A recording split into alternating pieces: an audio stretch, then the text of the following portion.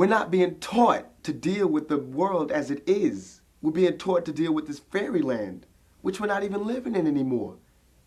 And it's sad, because I'm telling you, and it should not be me telling you. It should be common knowledge.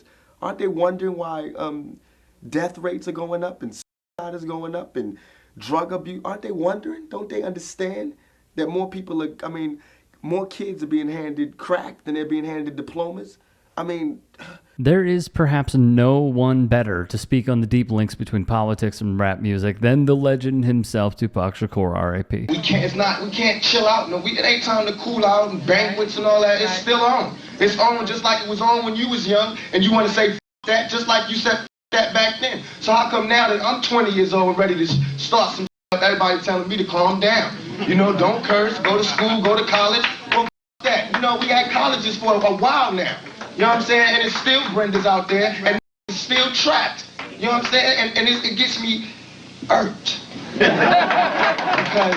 because I understand that it's not going to stop. You know what I'm saying? It's not going to stop until we stop it. In one of his first recorded speeches at a Malcolm X grassroots movement luncheon back in 1992, Tupac's words hit just as hard now as they did back then. It bothers me, not hurts. It bothers me that I have to sidestep my youth to stand up and do some shit somebody else supposed to be doing. Right. You understand what I'm saying? There's too many men out here for me to be doing this, because it ain't my turn yet. I'm supposed to be following behind him, getting the knowledge. I don't even got a chance to get the knowledge. I can't go to college. There's too much problems out here. I don't got the money.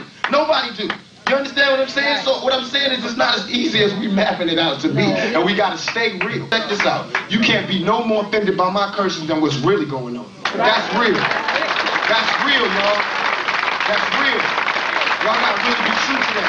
You got to be true to that. Because we letting the media and the white man cut us off. You letting them tell you that the rappers ain't real, and you got to either be, the intelligent person or you're a gutter person. We all the same. We all feel it like y'all feel it. I just can't hold a straight face when I see it. Right. The notion that we should never stop fighting for progress and justice for everyone is exactly why Tupac's music has connected so intimately with so many people of all types of backgrounds for decades now.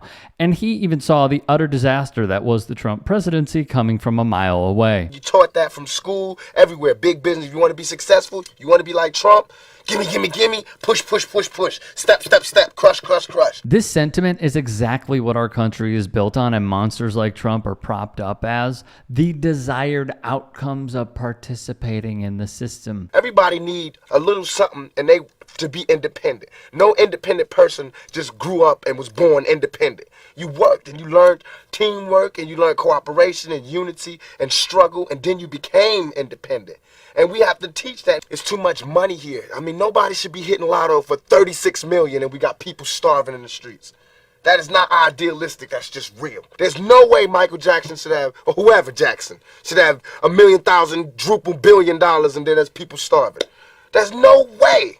There's no way that these people should own planes and their people don't have houses, apartments, shacks, drawers, pants. It's truly sad to see an interview from over 20 years still ring so true today, because there's no way to argue against what Tupac is saying. America has only gotten richer and richer since Pac said these words, yet we still see the exact same issues plaguing the exact same communities all these years later. The system being broken has nothing to do with wokeness or immigrants trying to take a dare or removing prayer from public schools. It has everything to do with capitalism and how our country incentivizes people to turn a blind eye to the suffering of our neighbors, to chase the bag for yourself. Not saying that when I'm never going to be rich, and you know what I'm saying, but I'm saying it's a struggle, and I think everybody deserves.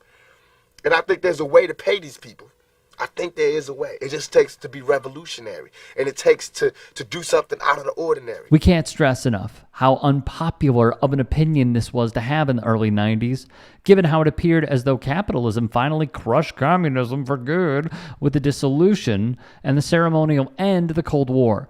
However, Tupac's revolutionary politics, just like any and every other artist who used their platform and art to speak truth to power, has been whitewashed and co-opted by some of the worst people imaginable to take the leftist sting out of his message. You're fun. A Biggie fan then, obviously. No, Biggie's East Coast. I wasn't the. Yeah. That's what I mean, but you're East East Coast. Coast, though. No, but I'm a West Coast fan. Oh, you're more Yeah. Tupac. I didn't think they should have shot each other and had a dispute that way, but I was a West Coast fan. You know, so Tupac went over to West Coast and went to Death Row Records, and they produced one of the greatest rap albums ever, which was the one that Dre put out where it had California and all these other California dance?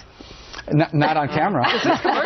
Tupac's politics seem to have gone right over Marco Rubio's head. That mugshot situates Trump in a cultural context that I'm not sure his enemies may have anticipated. Now he joins Frank Sinatra. He joins Elvis Presley. He joins Johnny Cash and Tupac Shakur. And he didn't only know some of these people, meaning he is now seen by non-political folks as a rebel, an outsider with swagger. And as one black lady I spoke with earlier today here in New Orleans said, Trump's a gangster. And that means he has cred among a new block of voters that perhaps have never given him a serious look. MAGA Dracula Raymond Arroyo didn't even try to hide his racism during this segment with fellow racist Laura Ingraham. And then you have the Byron Dorgans and Dan Quayles of the world. Ain't mad at you, Tupac. I can see us after school. We bombed the first blank blank with the wrong blank. Picture perfect. I paint a picture. Bomb the hoochies with precision. Ain't nothing but a gangster party. Nailed it. Threw things at me. He said, take my up off the shelf. Now, if that ain't hitting me, what is? I'm talking about the vice president of the country you live in. You understand what I'm saying? This was Pac's response to then VP Dan Quayle saying, quote, there is absolutely no reason for a record like this to be published by a responsible corporation. It has no place in our society. Demanding that Interscope Records take Tupac's Tupacalypse Now album off the market after a Texas state trooper died after being shot by someone listening to the album in their car when the officer first stopped the suspect. And if that's not systemic racism coming to light, then I don't know what is. If you can, support the network. Go to tyt.com/join to keep us afloat. And if there are any stories that we have missed on this medium of TYT Sports, get at me and follow me. Twitter, Instagram, TikTok. DMs are open. Appreciate your suggestions.